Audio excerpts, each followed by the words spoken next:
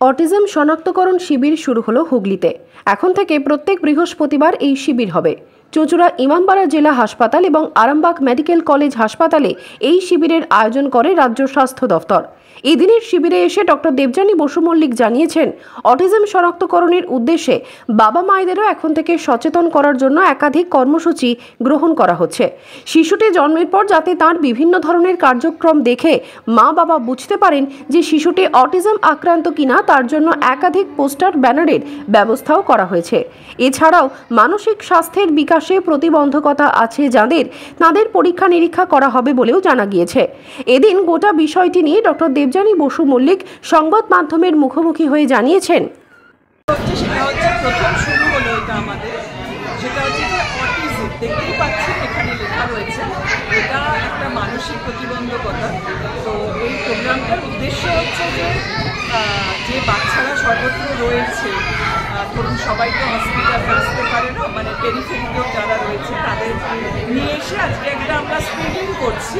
Screening করে যদি autism diagnosis হয় তখন তাদের আমরা আমাদের পরিষেবার আওতায় নিয়ে এসে তাদের দীর্ঘদিনের যে চিকিৎসা সেগুলো দেওয়া এবং তাদেরকে, এটা তো একটা মানসিক প্রতিবন্ধকতা যেটা আমি আগেই বললাম, তার জন্য তাদের জন্য সার্টিফিকেট ইস্যু করা, সেই কাজগুলো আমাদের শুরু হয়েছে। এটা প্রতি বৃহস্পতিবারই এখন হবে। দুটো জায়গায় আমাদের শুরু হচ্ছে, ডিস্ট্রিক্ট হসপিটাল আর আরামবাগ মেডিকেল কলেজে এটা আমাদের শুরু হচ্ছে। এটা এখন প্রত্যেক বৃহস্পতিবারই চলবে। কজন হয়েছে আজকে শিবিরে? কতজন হয়েছে আজকে? আমাদের আনার কথা 20 জন বাচ্চা। হ্যাঁ, মানে একটা দুটো ক্লিনিকে 20 জন বাচ্চা বলা রয়েছে, 20 জনই এসেছে আশা করছি। মূলত এই বাচ্চাগুলোকে আপনারা বাচ্চাগুলোকে আপনারা কীভাবে ট্রিটমেন্ট করবেন? না, এই বাচ্চাগুলো হচ্ছে এদের একদম আমাদের গ্রাসরুট লেভেলে যে ওয়ার্কার যারা রয়েছে তারা দেখে যদি মনে করেন তাদের আমাদের কাছে পাঠাবেন। তারপর আমাদের এখানে সাইকিয়াট্রিস্ট আছে, তারা ডায়াগনোসিস করবে যে মানে অটিজম আছে কিনা। তাহলে ডায়াগনোসিস হওয়ার পর তাদের দেখানো, তাদের ওষুধ চলা, তাদের কাউন্সিলিং বলুন, তাদের বাড়ির লোকের কাউন্সিলিং, সবগুলোই আস্তে আস্তে চলতে থাকবে। ওদের একটা বই দেওয়া হবে, সেই বইতে ওদের যখনই ফলো আপ হবে সেগুলো নোট করা থাকবে যাতে পরের ফলো আপটায় সুবিধে।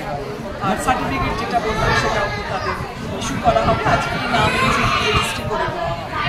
ইঞ্জিনিয়ার গ্রাম থেকে তো আসতে শহরে একটু সময় লাগবে, এটা একেবারেই গাড়ি দিয়ে তাদের আনানো হয়েছে। আমাদের এটা একটা হচ্ছে যে আইসিডিএস যেটা রয়েছে আমাদের, সিডিপিও যারা রয়েছে তারা তাদের জায়গা থেকে বাচ্চাদের গাড়ি করে নিয়ে আসছেন এবং তারাই আবার তাদের তত্ত্বাবধানে তাদের ফেরত নিয়েছে।